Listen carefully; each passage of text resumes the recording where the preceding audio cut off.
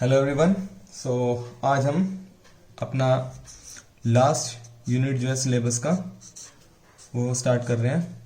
और जो यूनिट है इसका जो नाम है ये बेसिकली दो पार्ट्स में डिवाइडेड है। यूनिट जो है फर्स्ट जो पार्ट है, फर्स्ट पार्ट में हम मेनली जो एटॉमिक फिजिक्स हम पढ़ रहे हैं एटॉमिक फिजिक्स का लास्ट टॉपिक्स करेंगे हम। एटॉमिक फिजिक्स के लास्ट टॉपिक जिसमें हम पढ़ेंगे Zeeman effect, Zeeman effect, Paschen Back effect and Stark effect. और जिसका अनदर हाफ पोर्शन है इसी यूनिट का, that is dedicated to molecular physics. तो इस यूनिट में आपको बेसिकली दो क्वेश्चन आएंगे और दो क्वेश्चन में किस तरह होगा कि एक क्वेश्चन जो है आपका एटॉमिक फिजिक्स में Zeeman effect, Paschen Back, Stark effect इन तीनों टॉपिक में बेस्ड होगा और एक क्वेश्चन जो आपका मॉलिक्यूलर फिजिक्स में से आएगा। सो इस वजह से जो है वो डिवाइड होगा। सो जो फर्स्ट टॉपिक है जो हम स्टार्ट करने लगे हैं that is normal and anomalous Zeeman effect, normal and anomalous Zeeman effect।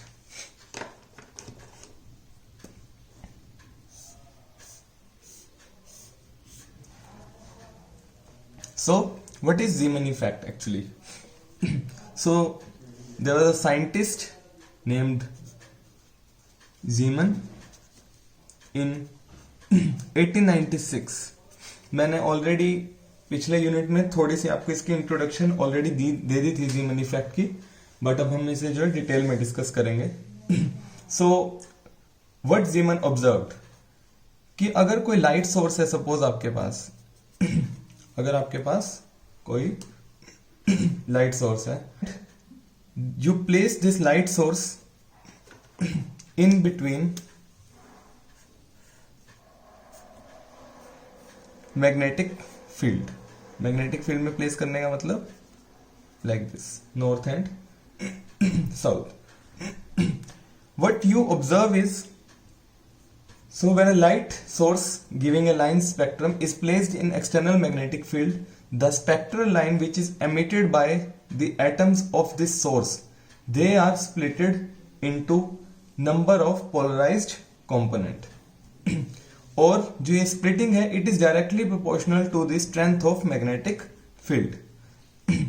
so what is Zeeman effect?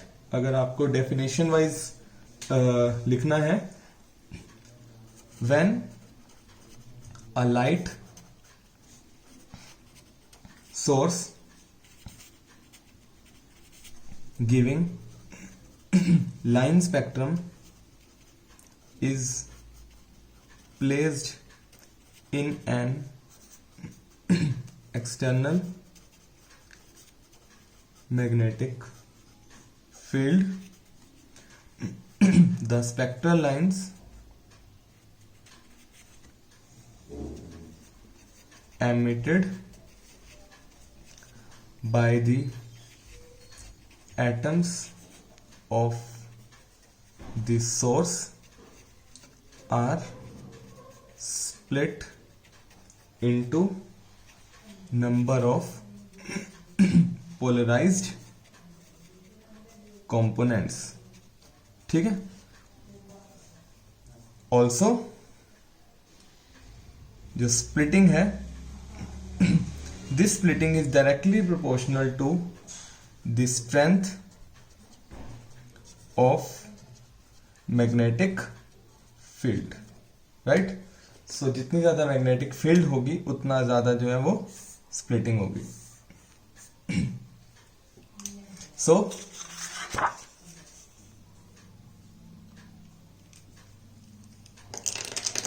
like let's say आपने सिंगलेट लेवल पढ़े थे और जो सिंगलेट लेवल में ट्रांजिशन होती हैं that is usually called singlet spectral line. ठीक है, सो उसको आप सिंगलेट स्पेक्ट्रल लाइन बोलते हो। Let's say we have any kind of singlet line.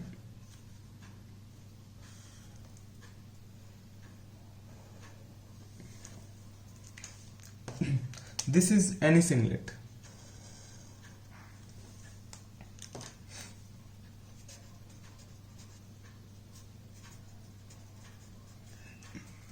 ठीक है, सो जैसे ही आप मैग्नेटिक फील्ड अप्लाई करते हो इसके पास, you apply magnetic field.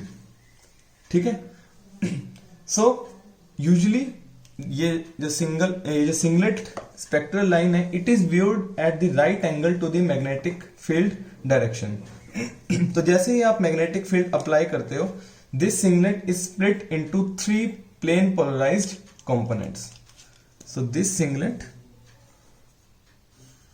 Is splitted into 3 plane polarized components, जिसमें एक सेंट्रल अनशिफ्टेड लाइन है। ठीक है, और ये जो सेंट्रल अनशिफ्टेड लाइन है we have central unshifted line, और ये जो सेंट्रली अनशिफ्टेड लाइन है with electric vector parallel to the magnetic field direction. ठीक है, और इस सेंट्रल अनशिफ्टेड लाइन को हम बोलते हैं पाई कंपोनेंट। इसके अलावा what we observe, we also observe 2 shifted lines with electric vector perpendicular to magnetic field direction। और ये जो दोनों लाइंस हैं इन दोनों लाइंस को we call सिग्मा कंपोनेंट्स। ठीक है, सो इस तरह की जो जीमन इफेक्ट है इसको जो है हम बोलते हैं नॉर्मल जीमन इफेक्ट। नॉर्मल जीमन इफेक्ट जो है it usually exist in case of singlet level. जो सिंगलेट स्पेक्ट्रल लाइन होती है उस केस में जो है हमारे पास नॉर्मल जीमन इफेक्ट जो है वो ऑब्जर्व होता है। बट इन केस जो एटम है, atom is already showing some multiplet spectral line. Multiplet spectral line का एग्जांपल क्या है, जैसे सोडियम। सोडियम में आप क्या ऑब्जर्व करते हो, प्रिंसिपल डबलेट ऑब्जर्व करते हो, D1 एंड D2 लाइंस। तो अगर वो केस है जैसे आपके पास डबलेट है, this and this,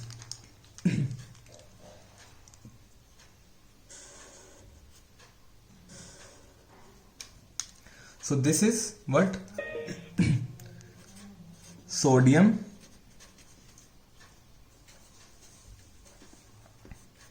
principal doublet. ठीक है, सो इस केस में क्या होता है, so we have D1 and D2 line. So when the magnetic field is applied, ये जो D1 and D2 lines हैं they are further splitted। जो ये D1 लाइन है it gets split into 4 lines, और जो ये D2 लाइन है it split into 6 lines। ठीक है, so after applying magnetic field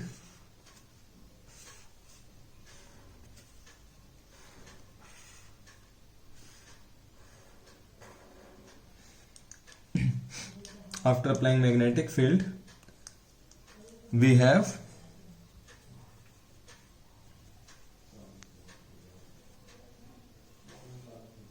we have 4 lines in case of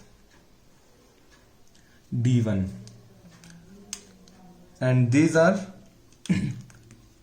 2 pi components and 1 sigma component. Pi component कौन से, जिसमें electric field vector is parallel to the magnetic field. Sigma component lines कौन सी हैं, where electric field vector is perpendicular to the magnetic field. Similarly जो D2 line है, it is splitted into 6 lines.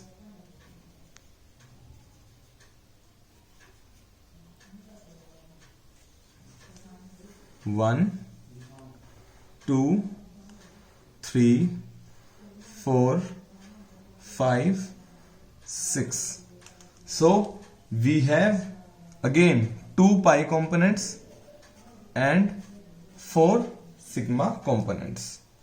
और इस तरह के जीमन इफेक्ट को आप क्या बोलते हो, अनोमलस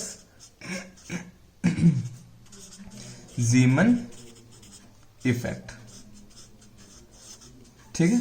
सो हमने बेसिक डिफरेंस जो है नॉर्मल जीमन इफेक्ट और अनोमलस जीमन इफेक्ट में अब डिस्कस कर लिया.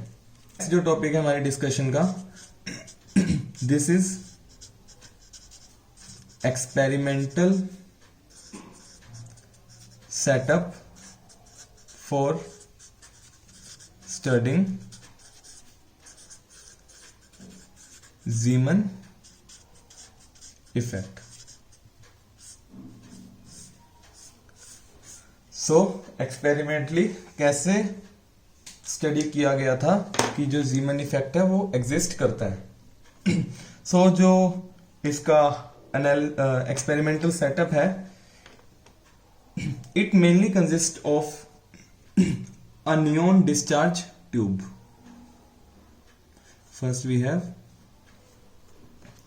First we have neon discharge tube. This is neon discharge tube.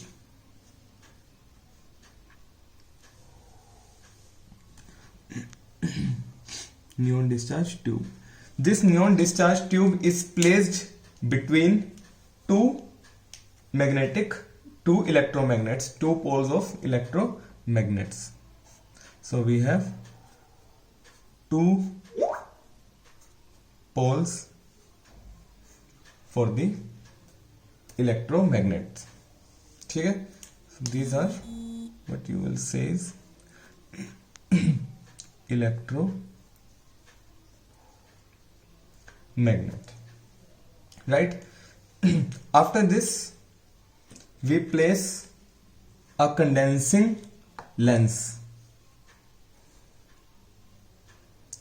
to condense the light coming out of this neon discharge tube. So we have condensing lens. Then we have collimator.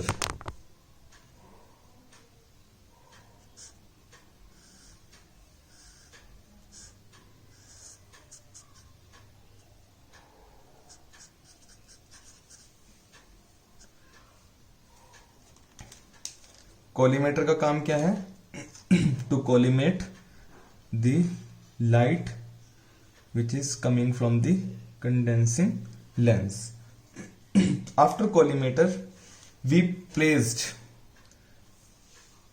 One high resolving optical device,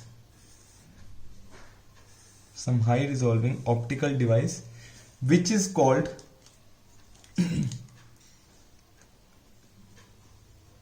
ल्यूमर गैक plate. This Lummer गैक plate, जिसे हम LCP भी बोलते हैं, sorry LGP,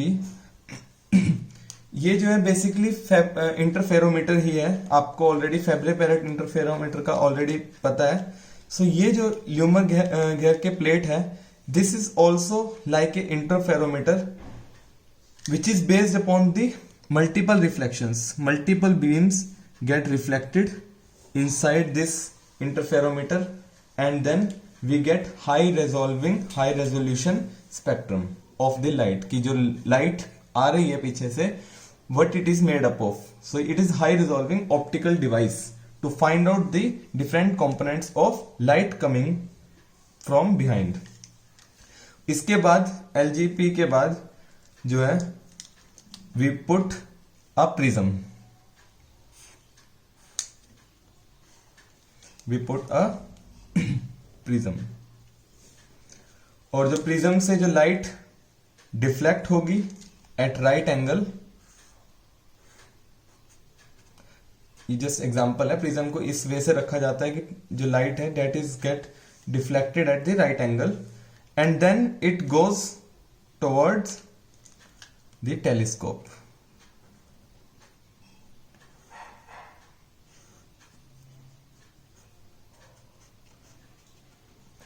It go towards the telescope and you can draw an eyepiece here. ठीक है. So this is telescope and this is eyepiece. Right? So now how do we experimentally see the Zeeman effect? सो इसका proper procedure है.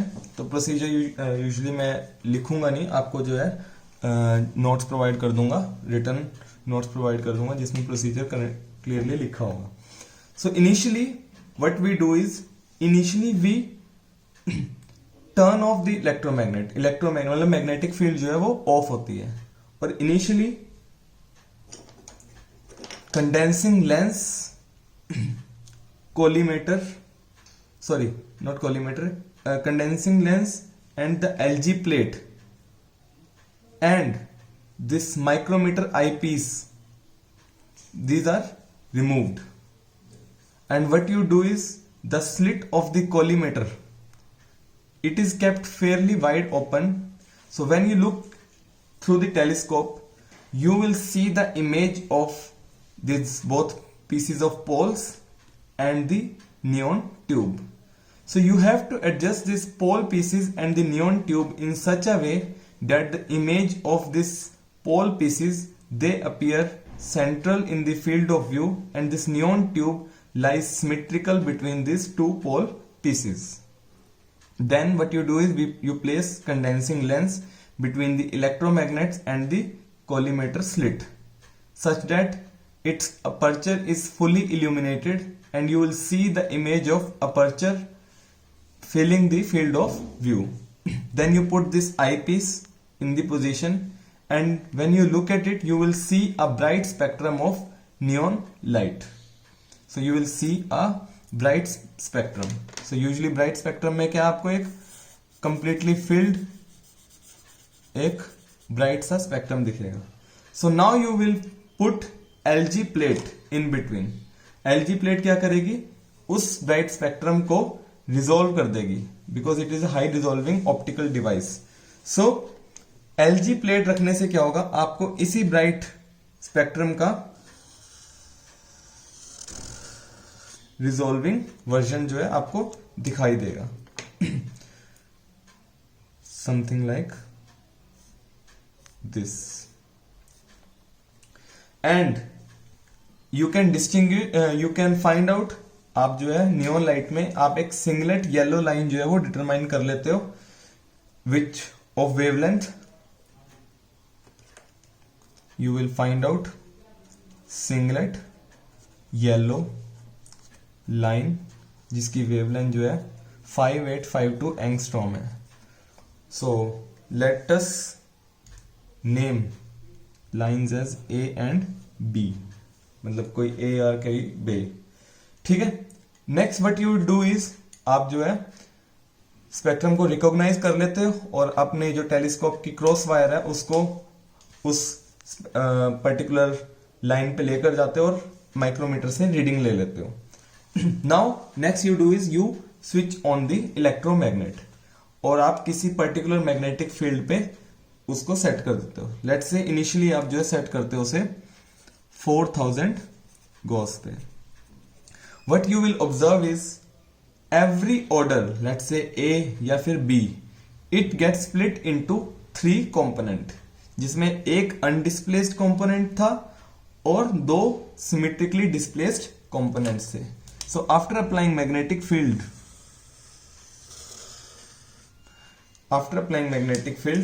what you will observe is आपके पास A component तो है, but उसके अलावा 2 displaced component भी produce हो गए. आपके पास B तो दिख रहा है, बट इसके साथ 2 displaced components प्रोड्यूस हो गए. ठीक है.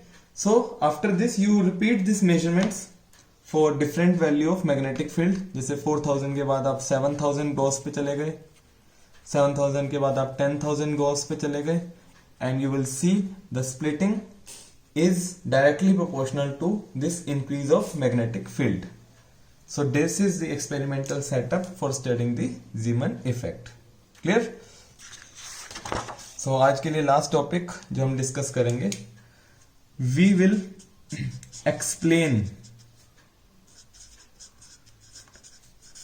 normal Zeeman effect. अब ये normal ही क्यों कहते हैं हम इसे?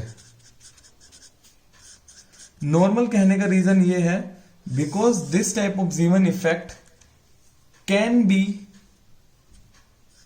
easily explained by classical theory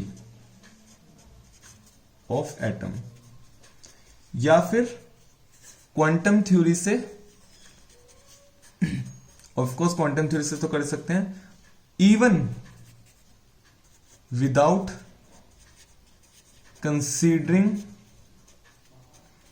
spin of electron. That is why this is called normal Zeeman effect.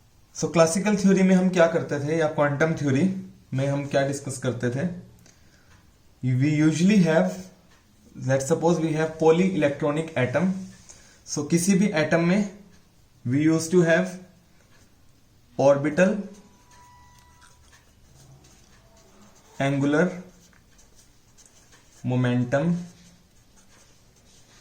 L, और इस ऑर्बिटल एंगुलर मोमेंटम से एसोसिएटेड आपके पास ऑर्बिटल मैग्नेटिक मूवमेंट होती थी. ये सारी चीजें हमने डिस्कस की हुई हैं सेकंड यूनिट में.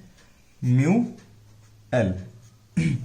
इससे related you will have gyromagnetic ratio, and this gyromagnetic ratio in case of orbital angular momentum, this ratio is given by mu L upon L is equal to E upon 2m, where E is the charge of electron and m is the mass of electron. So अगर इसको आपने draw करना है, आप कैसे draw करोगे?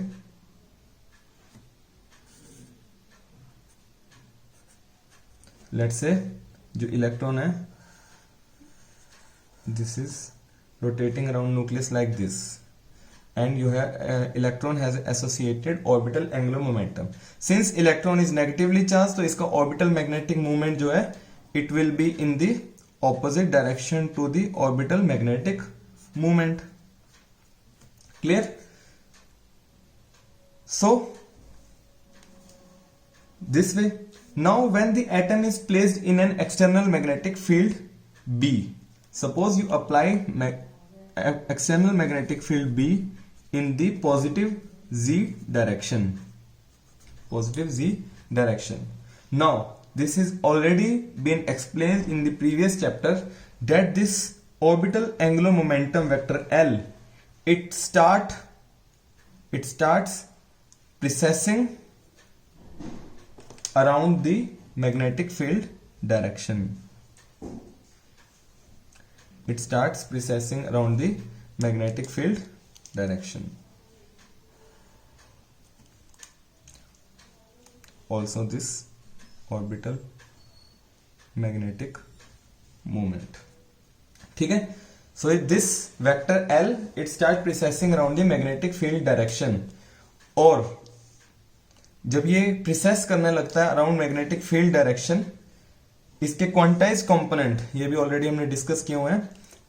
Its quantized components are usually given by Lz, that is z component of L, which is equal to ml h upon 2 pi, where ml is the magnetic orbital quantum number, and this magnetic orbital quantum number can take value L, L minus 1, dash dash dash up to minus L. That is how much values? 2L plus 1 values. और इस तरह के precision को क्या कहते थे, हमने already discuss किया हुआ है, that is Larmor precision. So what you can conclude? You can conclude that in the presence of magnetic field, in the presence of magnetic field, each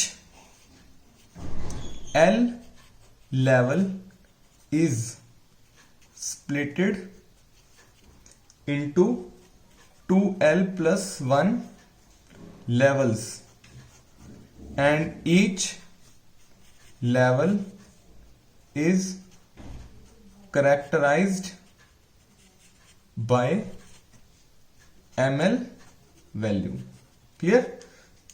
So Larmor's theory जब हमने discuss की थी, हमने इस precision की angular velocity भी calculate की थी, and this angular velocity of this precession is given by mu L by L into magnetic field, that is E upon 2m into B.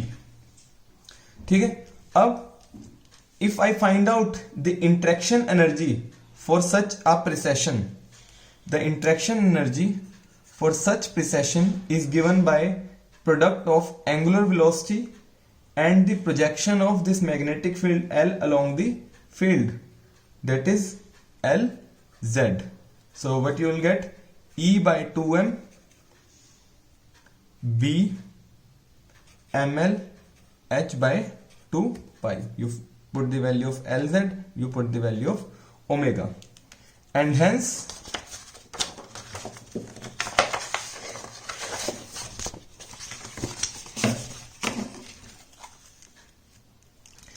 you get delta E is equal to EH by 4 pi m b into ml. So in terms of wave number आप क्या करते हो? Term value निकालते हो, और term value क्या होती है? Term value is usually find out by minus delta T is equal to delta E by H C. So you get E B upon 4 pi M C into M L.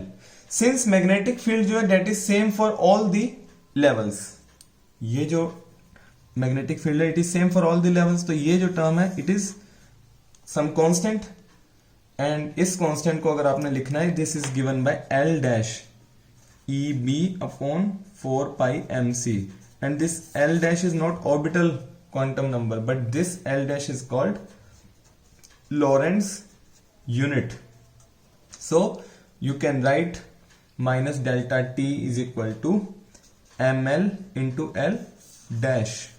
So what you can say, what you can conclude from this, that delta t is change in energy, change in energy for each ml level from original level, and ये जो shift है, this shift is proportional to, ये shift है that is proportional to this magnetic field. Clear? ये जो shift है that is proportional to the magnetic field. अगर आपको वेव नंबर सेपरेशन बताना है, wave number separation that is given by the value of Lorentz number, that is delta L dash. तो delta nu is usually L dash. So हमने discuss किया था कि अब हम इसको जो है ड्रॉ करके देखते हैं. So let us now draw this.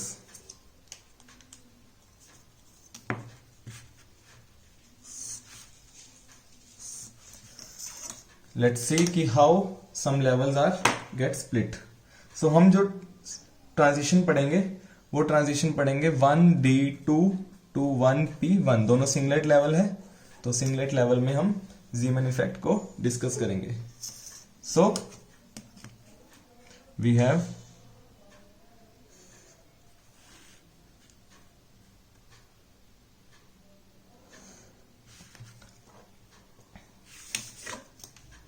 we have 1P1 1D2। So अगर मैग्नेटिक फील्ड अप्लाई नहीं करता मैं, if magnetic field is not applied, उस केस में तो आपको क्या होगा, एक सिंगलेट ही ऑब्जर्व होगा। ठीक है, उस केस में तो आपको नॉर्मल एक सिंगलेट ही ऑब्जर्व होगा। ठीक है, so this is the case when no magnetic field is applied. Now you apply the magnetic field. जब आप मैग्नेटिक फील्ड अप्लाई कर देते हो तो आपको पता है कि जो ये सिंगलेट लेवल्स हैं they get split and they get split according to their ml values. So अब हम ml वैल्यूज देखते हैं। डी लेवल के लिए L क्या है, 2 है। So ml is from minus L to L, that is minus 2, minus 1, 0, plus 1 and plus 2. तो जो 1D2 level है it will split into 5 levels.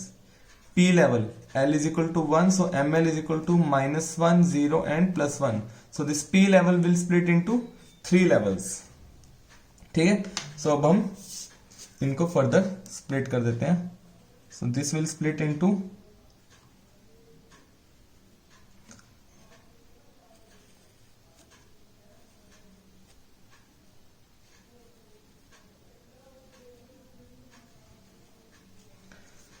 3 and 5 levels.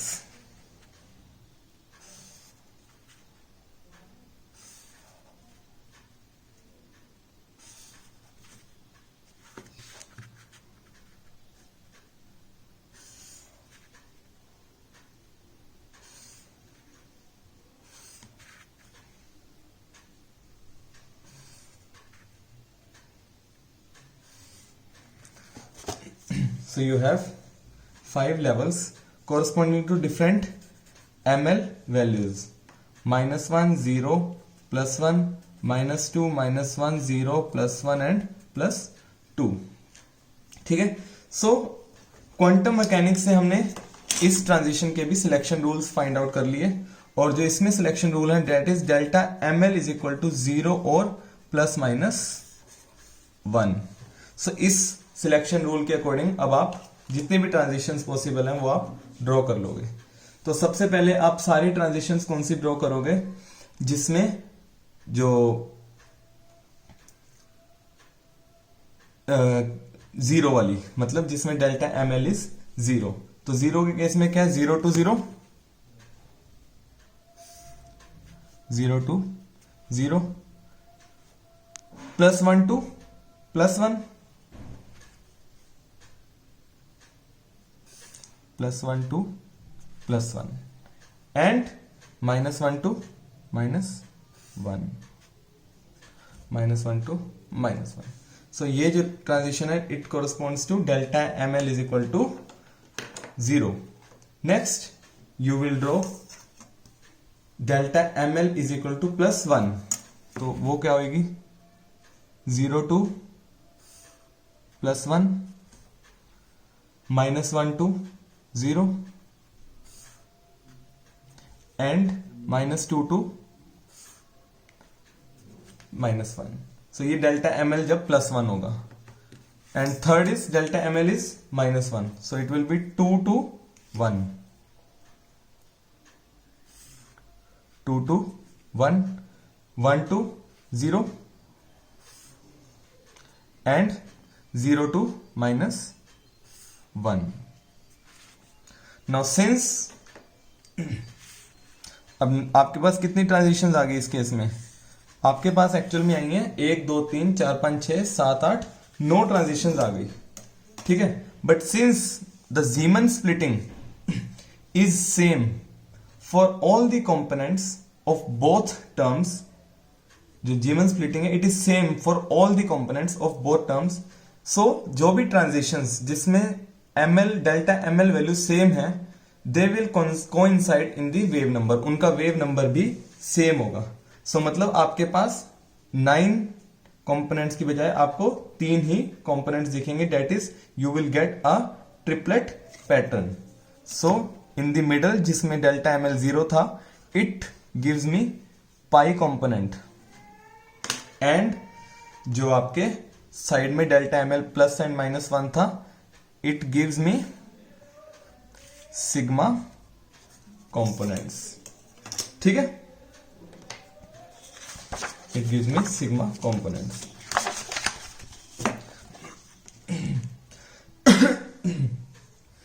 And now if you want to write the wave number separation between these consecutive Zeeman level, so wave number separation is given by delta nu and that is given by L dash। L dash क्या था, EB upon 4 pi MC। E की value क्या है 1.6 into 10⁻⁻19 coulombs। Let's say magnetic field जितने भी आप apply करोगे इन Tesla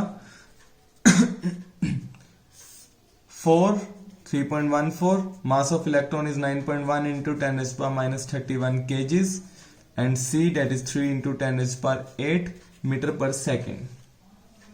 So you will get the value of delta nu, let's say 46.7 B meter inverse. So this is the wave number separation.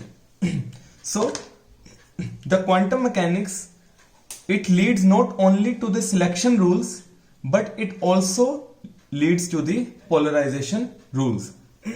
That means for observation at the right angle to the magnetic field, जब हम observation वो लेंगे जिसमें आप magnetic field के perpendicularly observe करोगे, उस case में जो transition delta ml is equal to 0 है it results in spectral line polarized with electric vector parallel to the field, that is pi component। जबकि transition delta ml +-1 it results in the spectral line which is polarized with electric vector perpendicular to the field and that is called sigma component। ठीक है, so this normal Zeeman effect is now fully explained। So in next lecture we will discuss the explanation of anomalous Zeeman effect, और anomalous Zeeman effect करके हम finally Paschen-Beck effect discuss करेंगे।